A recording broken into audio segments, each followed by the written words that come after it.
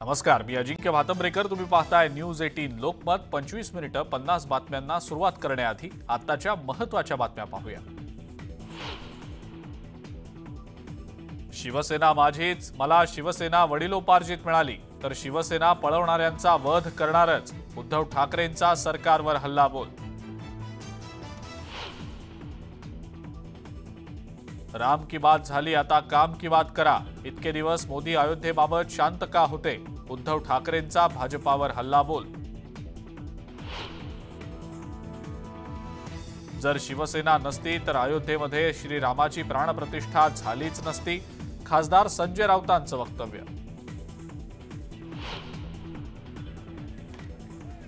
प्रभू श्रीरामाप्रमाणे उद्धव ठाकरेही संयमी. ठाकरे सध्या weight and वॉचच्या भूमिकेत. संजय राऊतांकडनं उद्धव ठाकरेंची तुलना प्रभू श्रीरामांसोबत.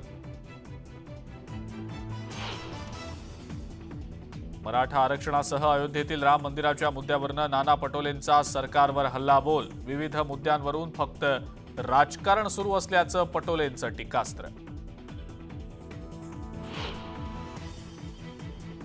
नागपूरमध्ये अंगणवाडी सेविकांचं चक्काजाम आंदोलन. काही आंदोलकांना पोलिसांनी घेतलं ताब्यात.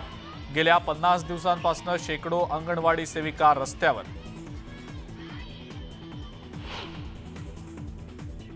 आणि डोळ्यांचं पारणं फेडणारा अयोध्येतल्या राम मंदिर प्राणप्रतिष्ठेचा सोहळा. पंतप्रधान मोदींनी पोस्ट केला व्हिडिओ.